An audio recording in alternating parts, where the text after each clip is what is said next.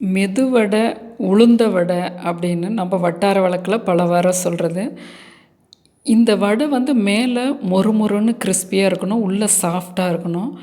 அதுபோல் உள்ளே வந்து காற்று போல் இருக்கக்கூடாது, நல்லா அடைச்சி இருக்கணும் மாவு. உள்ளே வெந்தும் இருக்கணும். வெங்காயம் கம்மியாக போடணும். அதுபோல் மிளகு கண்டிப்பாக போடணும். அதை தட்டி போடும் பொழுது இன்னுமே டேஸ்ட்டு அருமையாக இருக்கும். சொல்லியிருக்க இந்த மெத்தடில் நீங்கள் செய்யும்போது இந்த உளுந்த வடை செய்கிறதுக்கு உங்களுக்கு ரொம்ப ஒரு கஷ்டமாகவே மனநிலை இருக்காது. அவ்வளவு ஈஸியாக ரொம்ப டேஸ்ட்டாக எண்ணெய் குடிக்காமல் அதை அண்டர்லைன் பண்ணோம். நம்ம வீட்டு எண்ணெயில் சுகாதாரமாக செய்யும்போது பெண் பிள்ளைகளுக்கு நீங்கள் அவ்வப்போது செய்து தரலாம்.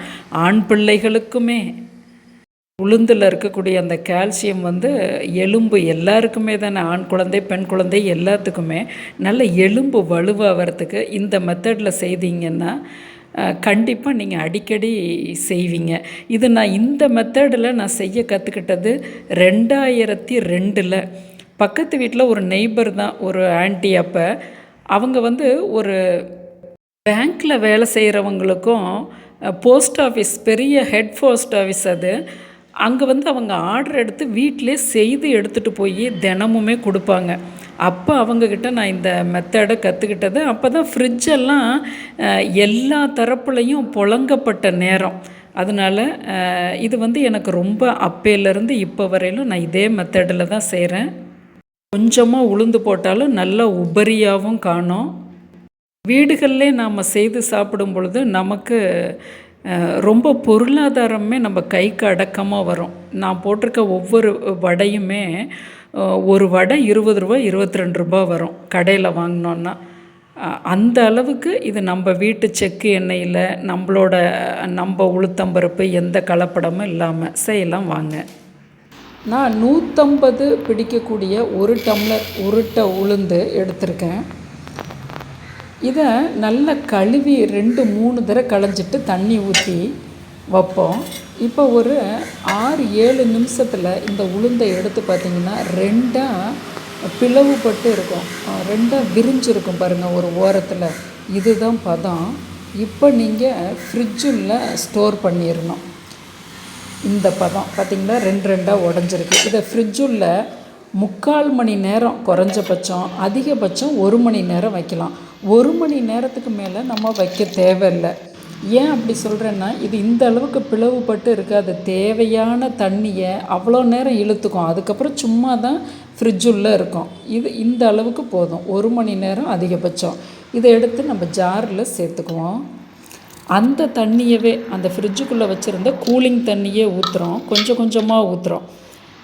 கையை வைக்கக்கூடாது, இது அண்டர்லைன் பண்ணிக்கணும். உள்ள ஸ்பூனோ இந்த மாதிரி ஏதோ ஒன்று வச்சுக்கலாம்.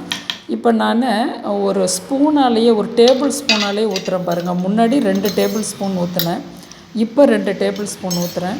ஒவ்வொரு முறை நீங்கள் மிக்சியை இயக்கும் போதும் எண்ணிக்கிங்க, 1 2 3 4 5 6 அவ்வளோதான், நிறுத்திடணும். அதுபோல் நீங்கள் விட்டு விட்டு இயக்குனீங்கன்னா அந்த மாவு உபரியாகவும் நைஸும் கொடுத்துக்கும். திரும்ப நான் 2 ஸ்பூன் ஊற்றுறேன். இது உங்களுக்கு எடுத்திங்கன்னா கிட்டத்தட்ட 1 பங்கு உளுந்து எடுத்திங்கன்னா 1/4 பங்குக்கு கொஞ்சம் கம்மியாக அப்படிங்கிற மாதிரி கண்டிப்பாக தண்ணி பிடிக்கும். நான் உங்களுக்கு 1 டம்ளருக்கு 1/4 டம்ளர்னு சொன்னால் உங்களுக்கு புரியாதுன்னு தான் நான் இப்படி கொஞ்சம் கொஞ்சமாக ஊற்றுறேன்.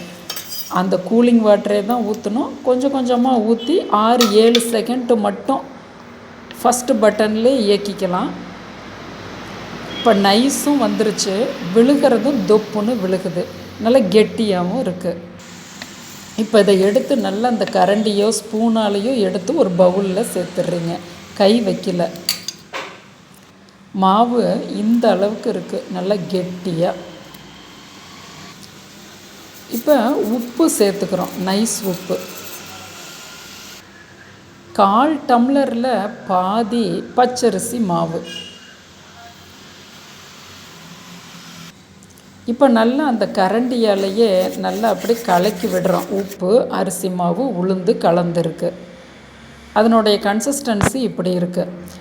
வெங்காயம், கருவேப்பிலை, உடைச்ச மிளகு, இஞ்சி, பச்சை மிளகா தான் கண்டிப்பாக போடணும், வரமிளகா போடக்கூடாது. பச்சை மிளகாவும் நிறைய போடக்கூடாது. உளுந்தினுடைய லைட்டான ஸ்வீட் தன்மை நம்ம நாக்குக்கு படணும். வெங்காயம் பாருங்கள், இந்த அளவுக்கு மெலிதானது, எண்ணெயில் பொரியறது போல். நீளமாகவும் போட்டுக்கலாம், பொடியாகவும் போட்டுக்கலாம், ஆனால் இந்த அளவுக்கு மெலிதா. இப்போ நல்லா பிசைஞ்சு கைகளால் இறுக்கி பிசைஞ்சு கொடுக்குறோம். அப்போ தான் இந்த வெங்காயத்தில் இருக்க தண்ணியெல்லாம் எவ்வளோ வந்திருக்குன்னு நமக்கு தெரியும். இதை ஒரு 10 முறை இப்படி பிசைஞ்சிக்கிறீங்க. நல்லா அப்படியே ப்ளஃபியாக கையோட ஜூடும் நல்லா கொஞ்சம் அந்த மாவை கொஞ்சம் இலக்கமாக சாஃப்ட்டு கொடுக்க வைக்கும். இப்போ பதத்தை பார்க்குறோம், ரொம்ப கெட்டியாக இருக்குது. 2 டேபிள் ஸ்பூன் தண்ணி போட்டுக்கிறேன்.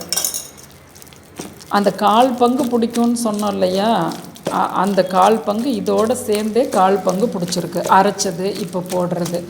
இப்போ இது போல் நம்ம எடுத்துக்கிறோம். நல்லா ப்ளஃபியாக அப்படி கைகள்லையே இப்படி பண்ணிக்கிறீங்க. இப்போ தான் கையை வைக்கிறோம். இப்போ எடுத்து பார்க்குறோம், இதனுடைய பதம் பாருங்கள், இப்படி இருக்கணும், தொய்வா இப்படி. இதை தட்டி நீங்கள் மாவில் தண்ணியை தொட்டுக்கிட்டு இது போல் தட்டி பெருவிரலில் ஓட்டை போட்டு இதிலே இப்படி போட்டு பார்க்குறீங்க, அழகாக விழுது. இப்போ சட்டியில் எண்ணெயை வச்சிட்டோம். ஒரு தட்டில் நான் இது போடுற வலைத்தட்டை வச்சுருவேன். எடுத்து போட்டு அப்புறம் வேறு ஒரு இதில் மாற்றிக்குவேன். இப்போ ஒரு 60% ஃப்ளேமில் போட்டோன்னே மேலே வருது. இப்போ ஒரு 40% எடுத்துக்குவோம். தண்ணியில் கையை நனைச்சி அப்படி ஒரு பால் போல் செஞ்சு பாருங்கள், இப்படி பெருவிரலில் போட்டு அப்படியே போட்டுடுறோம். எண்ணெய்க்கு தகுந்தது போல் நான் 2 மட்டும் போடுறேன். ஓரமாக தான் எடுக்கணும், நடுவில் எடுக்கக்கூடாது. இது ஒரு மெத்தடு உங்களுக்கு ஈஸியாக உருண்டை வர்றதுக்கு. ஒவ்வொரு முறையும் தண்ணியில் நனைச்சி ஒவ்வொரு வடைக்கும் நீங்கள் இப்படி போடணும். இப்போ 60% ஃப்ளேமில் இருக்குது. உங்களுக்கு கடலெண்ணெயாக இருந்து பொங்கி வந்ததுன்னா பயப்படாமல் இதில் ஒரு 4 சொட்டு தயிர் விடுங்க, அந்த பொங்கிறது அடங்கும். இதை ஒரு டிப்ஸாக நீங்கள் எந்த பலகாரம் செய்தாலும் வச்சுக்கலாம். ஒரு 2 நிமிஷத்தில் திருப்பி போட்டுடுறோம். நல்லா அந்த வெங்காயம்லாம் அப்படியே கிறிஸ்பியாக வேகும். வேகிறதுக்கு டைம் கொடுக்கணும். 60-40% நல்லா அதனுடைய பபுள்ஸ் எல்லாம் அடங்கி வரணும். அப்பப்போ திருப்பி விட்டுக்குங்க. நல்லா நீங்கள் வடை போடும்போது சின்ன வடையாக போடக்கூடாது. உளுந்த வடைக்கு நீங்கள் பெருசாக போடும்போது உங்களுக்கு வடையும் போடுறதுக்கு நல்லா வரும், எண்ணெயும் பிடிக்காது. பாருங்கள், இது போல் நல்லா கொஞ்சம் மொறுன்னு சவுண்டு கேட்குது பாருங்கள். மேலே உள்ளே சாஃப்டாக இருக்கும், நல்லா அடைச்சும் இருக்குது பாருங்கள் மாவு. இதுதான் சரியான மெத்தடு. ஒரு முறை செய்து பாருங்கள், உங்களுக்கு நல்லா வரும். வீட்டில் இருக்கவங்களுக்கும் பிடிக்கும். கண்டிப்பாக ஷேரும் பண்ணுங்கள். வாழ்வோம் என்றும் நலமுடனும் வளமுடனும். எண்ணெய் பாருங்கள், ஊற்றின எண்ணெய் பார்த்தீங்களா, ரொம்ப கம்மியாக தான் இருக்குது.